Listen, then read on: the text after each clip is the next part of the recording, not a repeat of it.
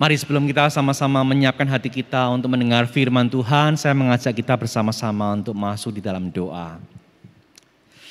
Bapa kami di dalam surga, kami datang kepadamu, kami menyadari Tuhan bahwa kami membutuhkan janji-Mu, kami membutuhkan firman-Mu, kami membutuhkan petunjuk-petunjuk dan hukum-hukum-Mu untuk kami boleh dapat terapkan di dalam kehidupan kami. Berkati kami Tuhan, tolong kami agar setiap kami semua saat ini boleh sungguh-sungguh terfokus. Pikiran kami, hati kami, segenap tubuh kami benar-benar ingin mendengar isi hati-Mu Tuhan. Berkati kami Tuhan, kami hari ini akan sama-sama merenungkan tema keluarga yang terakhir Tuhan. Kami rindu agar Engkau boleh menolong setiap kami Tuhan. Untuk kami boleh menjadi keluarga-keluarga yang berbahagia. Terima kasih Tuhan, berkati kami, berbicaralah kepada kami karena kami semua sudah siap untuk mendengar. Di dalam nama Tuhan Yesus kami bersyukur dan kami berdoa. Amin. Ya, shalom saudaraku.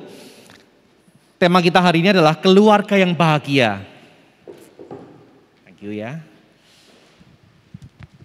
Tema kita adalah keluarga bahagia. Tema ini akan mengakhiri rangkaian daripada tema-tema keluarga yang sudah kita dengarkan mulai pertengahan Mei yang lalu sampai minggu ini saudara. Dan minggu depan kita akan memasuki rangkaian daripada tema-tema yang berbeda lagi. Saudara, kita akan bersama-sama membuka Alkitab kita dari Mazmur 128 ayatnya yang pertama sampai dengan yang ke-6.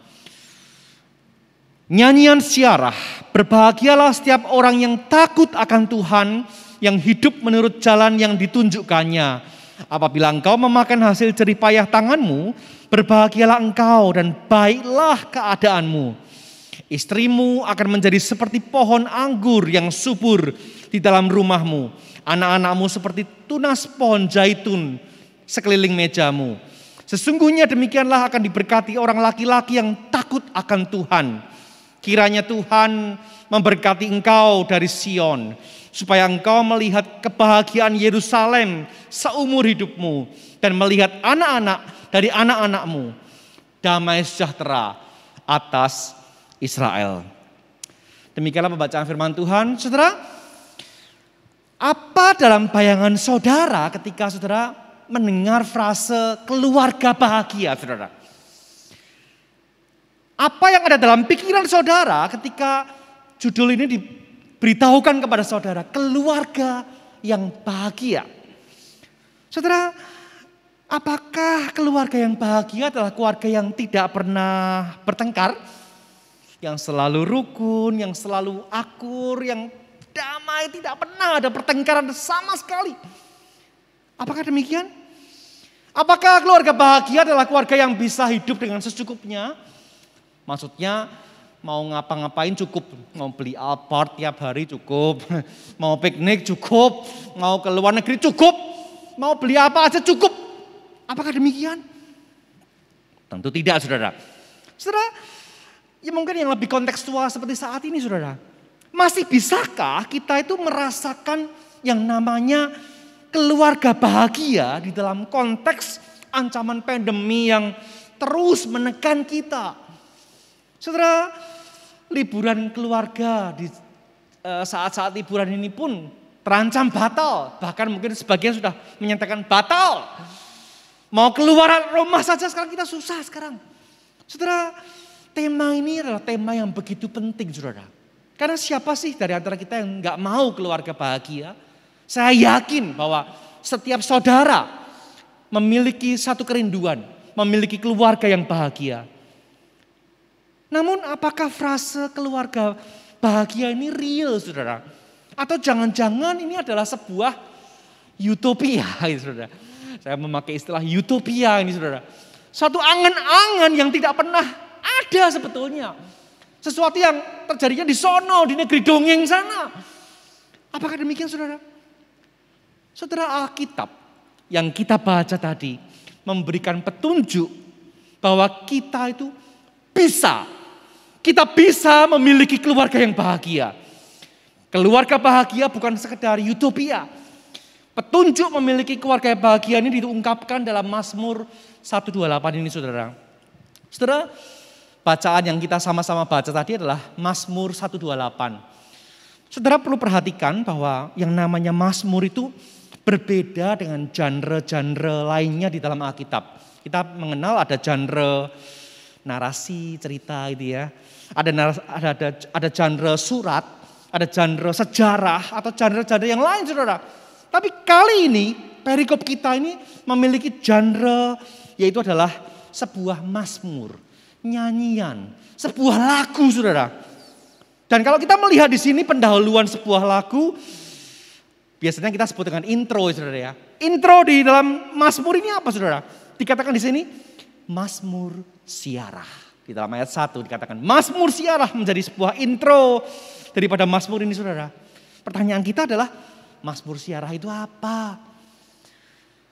Mazmur siarah teh naon gitu ya. Kita melihat mazmur siarah adalah sebuah mazmur yang dinyanyikan saat orang Israel itu sedang dalam perjalanan menuju Yerusalem saudara. Saudara ingat bahwa orang-orang Israel itu harus pergi ke Yerusalem setidaknya 3 kali dalam setahun. Saat Paskah, saat Pentakosta, dan juga Hari Raya Pondok Daun. Dengan kata lain apa? Ini adalah sebuah lagu, sebuah nyanyian, mazmur yang dinyanyikan bersama-sama dengan keluarga mereka tatkala mereka itu dalam rangka berbondong-bondong menuju Yerusalem.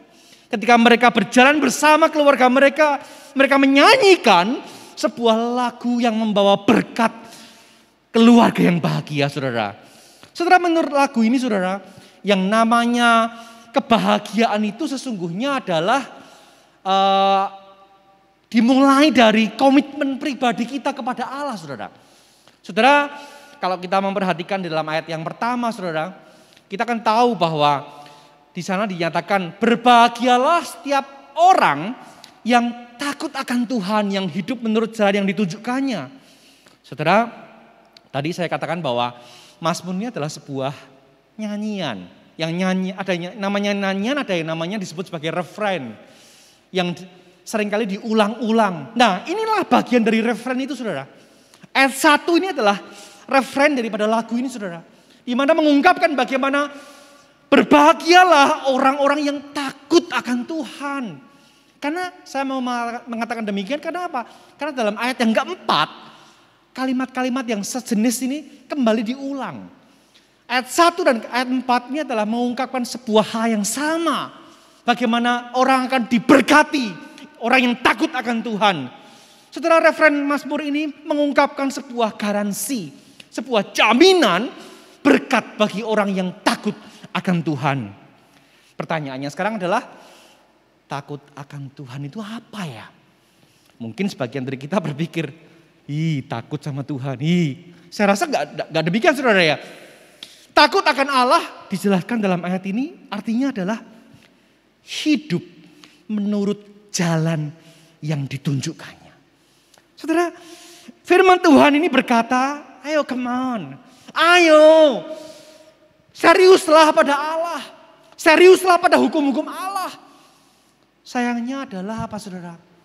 Banyak orang Kristen tidak serius pada Allah. Mereka main-main, menganggap remeh Allah. Mereka menganggap remeh hukum-hukum Allah, Alkitab. Seberapa banyak kita membaca dan merenungkan bahkan melakukan apa yang dicatat dalam Alkitab saudara. Banyak orang tidak menganggap serius yang namanya hukum-hukum Allah. Saudara, itulah sebabnya. Mengapa ada banyak orang-orang menjadi orang-orang yang menyedihkan hidupnya. Bahkan keluarganya pun juga, rumah tangganya pun juga menyedihkan saudara. Saudara, jika saudara tidak bersikap serius pada hukum-hukum Allah. Jika saudara tidak sungguh-sungguh mentaati hukum-hukum Allah. Sesungguhnya keluarga saudara siap-siap akan menjadi keluarga yang menyedihkan. Keluarga yang sia-sia. Itu karena apa? Karena Allah tidak lagi menjadi pusat rumah tangga saudara. Itu karena Allah tidak lagi menjadi pusat hidup saudara. Jikalau seseorang suami tidak menjadi suami yang takut akan Allah. Jikalau seorang istri tidak menjadi istri yang takut akan Allah. Jika ada anak-anak muda yang tidak lagi mengabaikan hukum-hukum Allah. Saudara, itu adalah sesuatu pertanda besar, saudara. Bahwa kita akan dijauhkan daripada berkat-berkat Allah, saudara. Jangan kaget kalau saudara mengalami hidup yang menyedihkan. Karena kita akan jauh daripada berkat-berkat Allah. Karena pada dasarnya orang yang tidak takut akan Allah sedang menjauh dari orbit Allah, saudara. Orbit berkat Allah, saudara. Saudara, kebahagiaan tidak diperoleh daripada rumah yang saudara miliki. Kebahagiaan tidak diperoleh dari liburan wah yang saudara tuju. Kebahagiaan tidak didapat dari uang yang kita miliki. Saudara, saya pernah melihat sendiri. Saya mendatangi sebuah rumah yang begitu megah. Di sebuah kawasan elit, di sebuah kota, saudara. Rumah ini bagi saya adalah, wow. Pengen saya punya rumah seperti itu sepertinya. Sangat mewah. Tetapi relasi antara suami dan istri tidak ada lagi relasi yang hangat. Relasi suami istri sudah menjadi begitu dingin. Bahkan saya diberitahu oleh sang istri bahwa sang suami telah memiliki wanita idaman yang lain, saudara. Padahal ketika saya masuk ke ruang tamu daripada rumah ini, saudara, saya melihat ada begitu banyak berbagai foto-foto dipajang di hampir di seluruh ruangan, saudara. Ada banyak juga souvenir-souvenir luar negeri di mana mereka berkunjung berdua waktu mereka masih rukun itu, saudara. Begitu banyak, saudara. Tapi tampaknya kini sudah tidak ada lagi yang tersisa selain air mata dan kesedihan, saudara. Saudara, kebahagiaan itu bukan bersumber daripada harta. Tapi kita tahu bahwa kebahagiaan itu datang karena seseorang itu berada di dalam pancaran radiasi berkat Allah. Kebahagiaan itu datang daripada Allah yang kita sembah. Apakah saudara mau berkat kebahagiaan ini, saudara? Saya mau, saudara. Saya yakin saudara pun pasti mau. Karena berkat Allah ini memang untuk semua. Tanpa membedakan suku, strata sosial, pendidikan, kepandaian. Enggak, saudara. Asalkan saudara mau hidup berjalan di dalam jalannya Tuhan. Maka sesungguhnya berkat ini akan turun atas saudara. Saudara, dalam bagian bait yang pertama lagu ini. Kalau dalam bahasa kerennya, dalam stansa yang pertama, saudara. Itu mengungkapkan sebuah penggambaran berkat Allah yang luar biasa, saudara. Jadi pada stansa yang pertama ini digambarkan bagaimana berkat-berkat yang luar biasa ya, saudara.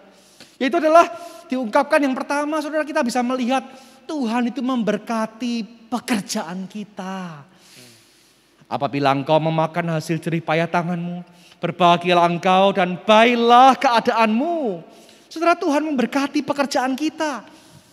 Saat ini ekonomi begitu lesu karena pandemi, saudara. Namun saya yakin bahwa Tuhan tidak akan membiarkan umat yang takut akan Tuhan itu akan kekurangan. Saya yakin bahwa Tuhan akan mencukupkan seperti dalam doa Bapa kami. Berikanlah pada hari ini makanan kami yang secukupnya. Saya yakin bahwa Tuhan akan menolong dan memberikan kecukupan. Saudara, untuk setiap berkat daripada usaha pekerjaan kita, Tuhan pun juga mengizinkan, Tuhan pun juga memberkati kita bisa menikmati hasil kerja kita, hasil jerih payah kita. Saudara, yang terpenting itu bukan hanya kerja lagi dan kerja terus. Bukan, saudara. Yang terpenting juga adalah bagaimana kita itu bisa menikmati hasil daripada usaha-usaha pekerjaan kita, bukan? Itu adalah sebuah sukacita internal yang begitu penting. Di sini Allah menyatakan bahwa aku akan menjaga sukacitamu. Aku akan menjaga damai sejahteramu. Tuhan akan menjaga masa depanmu. Ini sebuah jaminan berkat Tuhan yang luar biasa indah. Saudara, ini tercermin ketika kita mungkin makan bersama keluarga, saudara. Saya membayangkan saat ini mungkin tidak bisa pergi makan di luar ya.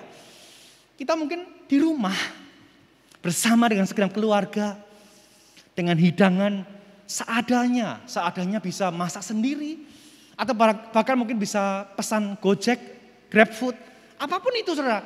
Tapi sejauh kita itu menikmatinya bersama dengan keluarga kita, di mana di sana ada sukacita, ada kebersamaan, ada kerukunan dan bersyukur atas berkat-berkat Tuhan, saya yakin kita akan menikmati sebuah indahnya keluarga yang bahagia. Atau mungkin dalam masa-masa seperti ini, masa-masa liburan, anak-anak remaja, anak-anak pemuda mungkin mencoba untuk membuat makanan sendiri. Mungkin trial and error ya, lihat di YouTube, coba makanan sendiri. Buat makanan sendiri saudara, kemudian dinikmati bersama dengan segenap keluarga. Ada canda, ada tawa, ada sharing, ada sukacita. Oh sungguh indah saudara. Beberapa hari yang lalu saya sempat makan bersama dengan papa mama saya. Saya sempat makan bersama dengan keluarga adik saya. Yang kami makan tidak mewah, tidak mahal. Tetapi di dalam sebuah keluarga yang berusaha takut akan Tuhan. Kami sungguh-sungguh berusaha untuk hidup meninggikan Tuhan. Saya merasakan ada sebuah sukacita yang besar yang kami rasakan. Setelah kita harus bersyukur. Tatkala sekeluarga kita bisa bersama-sama di dalam sebuah kebersamaan menikmati berkat-berkat Tuhan. Saudara, kita akan bersukacita karena Tuhan mengizinkan kita menikmati hasil kerja kita, saudara. Juga digambarkan ada berkat juga soal istri dan anak-anak, saudara. Kalau kita memahami bagian ini, memang budaya Israel adalah budaya yang patriarkal. Jadi kalau kita melihat di sini kok cenderungnya sorotannya kepada laki-laki, kepada pria, kepada suami, kepada ayah. Memang laki-laki dalam budaya Israel menjadi sorotan. Tetapi bukan berarti wanita dan anak-anak gak penting. Enggak saudara. Tetapi penulis Mazmur ini memang sengaja memakai point of view untuk menyorot seorang laki-laki yang takut akan Tuhan, yang diberkati. Saudara, karena itu dipakai ungkapan yang kedua, saudara, Tuhan memberkati dengan pasangan kita. Dalam bahasa Alkitabnya, istrimu akan menjadi pohon anggur yang subur di dalam rumahmu. Saudara, anggur adalah lambang sukacita, lambang kebahagiaan. Anggur biasa dipakai untuk merayakan suasana sukacita, saudara. Pohon anggur bukan sekedar mampu menghasilkan buah, tetapi pohon anggur ini juga memberikan sukacita, saudara. Istri bukan sekedar hanya melahirkan keturunan, tetapi pasangan kita itu akan memberikan keindahan hidup. Keindahan hidup bersama di dalam relasi suami dan istri yang indah, saudara. Ada nuansa keindahan, kebahagiaan, lahir dan batin. Boleh dikatakan, saudara, pasangan saudara akan menjadi berkat yang luar biasa. Saudara, di dalam bagian ini memang kita melihat ada ide melahirkan anak muncul dalam bagian ini, saudara. Namun kebenaran ini sesungguhnya melampaui lebih daripada sekedar itu, saudara. Karena ada anak atau tidak ada anak tidak mengurangi kebahagiaan keluarga, saudara. Saya setuju dengan orang bernama Spurgeon. Dia mengatakan demikian. Istri yang baik itu berbuah di dalam kebaikan, hemat, suka membantu dan juga dalam kasih, saudara. Sekalipun tidak punya anak, bukan berarti mereka mandul. Karena mereka tidak mandul untuk memberikan anggur penghiburan. Dan juga kumpulan daripada kenyamanan, keindahan hidup, saudara. Itulah, saudara. Kekristenan juga mengungkapkan bahwa hidup sendiri, tidak menikah, itu juga sebuah panggilan Allah yang unik, saudara. Memang bahkan dalam beberapa kasus kita melihat tidak menikah malah dipandang lebih tinggi daripada yang menikah, saudara. Tuhan Yesus pun tidak menikah. Tetapi selama seseorang hidup takut akan Tuhan, tidak punya pasangan, tidak punya anak, tetapi Tuhan tetap akan memberikan berkat-berkat tersendiri bagi dia. Saudara, kita lanjutkan dalam ayat yang berikutnya. Tuhan juga memberkati dengan anak-anak kita. Anak-anakmu akan seperti tunas pohon zaitun sekeliling mejamu. Kalau tadi istri pakai istilah anggur, sekarang pohon anggur anak-anak digambarkan seperti tunas pohon zaitun, saudara. Saudara, anggur dan zaitun itu adalah tanaman yang bukan makanan pokok. Makanan pokoknya adalah gandum gitu ya, jelai gitu ya. Makanan ini bukan makanan pokok, saudara. Tapi anggur dan zaitun itu adalah sesuatu makanan yang membuat hidup ini lebih baik, saudara. Saudara, yang namanya anggur dan zaitun itu bukan untuk bisa bertahan hidup, bukan. Tapi anggur dan zaitun untuk membuat hidup ini lebih baik. Dalam bahasa kekinian ya, bikin hidup lebih hidup gitu ya, saudara ya. Saudara, sebuah pernikahan yang bahagia itu intinya bukan untuk bertahan hidup. Saya menikah supaya saya bisa bertahan hidup, bukan untuk itu, saudara. Tapi kita menikah, kita untuk mengalami, memperkaya hidup ini dengan pengalaman-pengalaman yang terindah. Itulah gambaran dari berkat kebahagiaan yang Allah janjikan, saudara. Tadi kalau kita sama-sama melihat gambaran berkat Allah, sekarang kita akan melihat pada stansa yang kedua, saudara. Pada stansa yang kedua atau bait yang kedua daripada lagu ini, saudara, digambarkan bagaimana ada ucapan-ucapan berkat yang diberikan Allah, saudara. Dikatakan di sana berkat yang terkait dengan Yerusalem, saudara. Kiranya Tuhan memberkati engkau dari Sion, supaya engkau melihat kebahagiaan Yerusalem seumur hidupmu. Saudara, Tuhan memberkati keluarga yang takut akan Tuhan. Dimulai dari mana? Dari Sion, saudara. Dari Yerusalem. Kita mulai mikir, dari Sion? Apa hubungannya dengan keluargaku? Saudara, saya menemukan, mencoba menggumulkan bagian ini, saudara. Apa yang berkat dari Sion itu seperti apa? Saya belum pernah ke Yerusalem. Saya belum pernah ke Sion sana, belum pernah. Kita juga tidak selalu bisa menikmati yang namanya anggur Israel. Kita tidak bisa menikmati yang namanya dilumuri pakai olive oil gitu yang asli dari Israel sana. Saudara, kita bahkan di antara kita semua di sini belum tentu semuanya pernah pergi ke Yerusalem. Apa, saudara? Berkat dari Sion ini apa?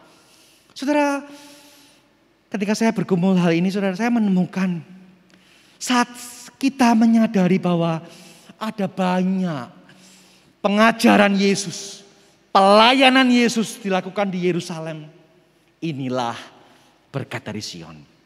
Saat kita menyadari bahwa Yesus mati berkorban untuk menebus dosa kita, ini juga berkat daripada Sion, saudara. Saat kita menyadari bahwa Yesus bangkit dan kemudian dia naik ke surga, ini juga dilakukan di Yerusalem. Inilah berkat yang keluar dari Sion. Saat kita menyadari bahwa berita Injil yang pertama kali diberitakan di Yerusalem dan pada akhirnya menyebar sampai ke seluruh dunia, ini juga berkat dari Sion. Berkat-berkat inilah yang membawa kita masuk menjadi umat Allah. Saudara, percuma kita ini memiliki keluarga, percuma kita memiliki pekerjaan, punya pabrik banyak, punya bisnis banyak, punya anak banyak yang baik-baik, pinter-pinter, sekolah luar negeri semuanya. Punya istri yang baik, pasangan yang baik. Tapi nanti tidak menerima hidup yang kekal. Percuma, saudara. Justru pada akhirnya kita bisa melihat inilah berkat terbesar yang didapatkan dari seorang yang takut akan Tuhan. Itu adalah keselamatan, berkat terbesar dari Sion itu, saudara. Keselamatan di dalam Yesus adalah berkat terbesar yang kita dapatkan dari Sion, saudara. Selanjutnya, saudara, ada berkat juga yang terkait dengan keluarga, saudara. Di sana dikatakan, dan melihat anak-anak dari anak-anakmu. Kiranya Tuhan memberkati engkau dan supaya engkau melihat anak-anak dari anak-anakmu. Ini sebuah harapan yang indah untuk melihat bagaimana ada generasi-generasi yang terkemudian, yang takut akan Tuhan. Saudara, berkat bagi orang yang takut akan Tuhan itu melampaui kota suci Yerusalem itu. Tapi juga berdampak pada keluarga yang kudus. Keluarga kita masing-masing. Kebahagiaan terbesar adalah melihat anak-anak. Dari anak-anak kita itu juga mereka menyembah Tuhan. Menjadi orang yang takut akan Allah. Saudara, saat orang Israel sekeluarga pergi ke Yerusalem, mereka itu berjalan bersama. Mereka menyanyikan nyanyian ini. Dan mereka kemudian pada saat yang sama mereka sedang mengajarkan generasi-generasi yang terkemudian itu. Untuk mengenal bagaimana takut akan Tuhan. Untuk mereka bagaimana mengasihi lebih Tuhan lebih dalam lagi. Lewat lagu ini mereka diajar untuk memiliki kebenaran untuk takut akan Tuhan. Saya rindu, betul-betul merindu melihat bagaimana generasi-generasi Kaintong yang berikutnya lagi. Terus menjadi generasi-generasi yang terus menyembah Tuhan, yang takut akan Tuhan, yang mencintai Tuhan, mencintai gereja ini, sungguh-sungguh hidup memuliakan nama Tuhan. Karena itulah kunci daripada berkat Allah, saudara. Saudara, kemudian kita bisa melihat juga ada berkat yang terkait dengan komunitas yang lebih luas, saudara. Yaitu adalah dikatakan di sini damai sejahtera atas Israel. Saudara, ini adalah bagian yang terakhir daripada Mazmur ini, saudara. Biasa dalam sebuah lagu yang namanya ending sebuah lagu namanya adalah koda. Saudara, pemazmur menutup ini dengan sebuah koda damai sejahtera atas Israel. Ini bicara sebuah bangsa. Berkat Allah akan turun dalam komunitas yang lebih luas lagi. Saudara, pemazmur memberikan sebuah deklarasi penuh keyakinan bahwa ketika saudara membangun rumah tanggamu dengan serius kepada Tuhan, dengan hati yang takut akan Tuhan, kebahagiaan itu bukan hanya keluarga saudara yang menikmati, tapi impactnya, dampaknya juga terpancar kepada lingkungan di sekitar saudara. Sekitar keluarga, gereja, bahkan kota Bandung ini, bahkan negeri Indonesia ini juga akan terkena dampaknya. Saudara, mungkin kita masih ragu, masa sih? Iya saudara, benar saudara. Sebuah bangsa itu dibentuk daripada keluarga-keluarga yang sehat, yang hidupnya takut akan Tuhan, yang kuat. Saudara, indeks kebahagiaan sebuah bangsa gimana ngukurnya? Jelas diukur daripada indeks kebahagiaan masing-masing keluarga yang ada di dalamnya. Dengan demikian saudara, ketika kondisi keluarga kita memiliki shalom Allah, keluarga kita memiliki damai sejahtera Allah, maka itu akan memancar keluar ke lingkungan sekitar, kepada gereja kita, bangsa, dan kita terus memancar keluar saudara. Itulah yang kita rasakan. Mari saudara, mulai hari ini saya mengajak setiap kita, mari bangun keluarga yang takut akan Tuhan. Mulai dari diri saudara sendiri. Mari sebagai suami, jadilah suami yang takut akan Tuhan. Sebagai seorang istri, jadilah istri yang takut akan Tuhan. Sebagai generasi muda, jadilah orang-orang muda yang hidup menurut jalannya Tuhan. Kebenaran ini tetap relevan walaupun saudara tidak menikah atau belum menikah. Karena ketika saudara takut akan Allah, maka sesungguhnya saudara sedang mempersiapkan bahan dasar yang terbaik untuk nantinya membentuk keluarga yang bahagia saudara. Kalaupun saudara tidak menikah sekalipun, tetap bangun ketaatan kita kepada Tuhan. Karena ada berkat lain yang Tuhan sudah siapkan bagi kita. Damai sejahtera Allah yang melampaui segala akal akan memelihara hati kita. Tuhan akan memberikan berkat-berkat yang luar biasa. Saudara, sebagai penutup khotbah ini saudara, seperti sebuah lagu, seperti sebuah orkestra musik saudara. Kita perlu menyamakan ketinggian nada. Setiap suara vokalnya, suara instrumen musiknya, apakah dalam nada C atau dalam nada D atau yang lain saudara. Demikian pula setiap kepala keluarga, kepala rumah tangga, kita bertanggung jawab untuk apa? Mengatur setting keluarga kita. Apakah kita mau dicun di dalam nada yang sejalan dengan kehendak Tuhan? Apakah keluarga kita mau hidup akan Tuhan? Setiap laki-laki yang takut akan Tuhan, sesungguhnya dia akan mengorkestrasi anggota keluarganya untuk memuliakan nama Tuhan. Mari saudara, mulailah pada hari ini. Tetapkan komitmen saudara. Jangan pernah mengabaikan firman Tuhan ini. Mari datang kepada Tuhan. Miliki satu komitmen untuk Tuhan, aku mau men-setting rumahku. Mau men-setting hidupku. Mau men-setting masa depanku di dalam rencana Tuhan. Saya rindu setiap anggota-anggota keluarga pun pada akhirnya secara harmoni boleh memainkan peran masing-masing. Sehingga pada akhirnya setiap anggota keluarga ini bisa melantunkan melodi-melodi yang indah dan penuh dengan kebahagiaan. So, be a happy family. Amin. Mari bersama-sama kita berdoa. Terima kasih Tuhan untuk berkat-Mu. Kami melihat firman-Mu begitu indah Tuhan. Dan kami ingin juga bahwa firman yang indah ini pun juga terjadi dalam kehidupan kami Tuhan.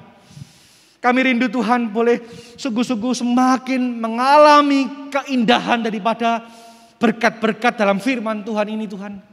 Tolong kami untuk kami boleh sungguh-sungguh menjalani sebuah kehidupan yang takut akan Tuhan. Sehingga berkat-berkat Tuhan pun terus mengalir. Bahkan terus membanjiri kami. Kami rindu untuk boleh mengalami berkat-berkat-Mu dengan berlimpah. Terima kasih Tuhan. Terima kasih untuk kebenaran-Mu. Biarlah setiap kami boleh sungguh-sungguh menjadi pelaku-pelaku firman Tuhan. Dan kami pun boleh diberkati oleh Tuhan. Dalam nama Tuhan Yesus kami bersyukur dan kami berdoa. Amin.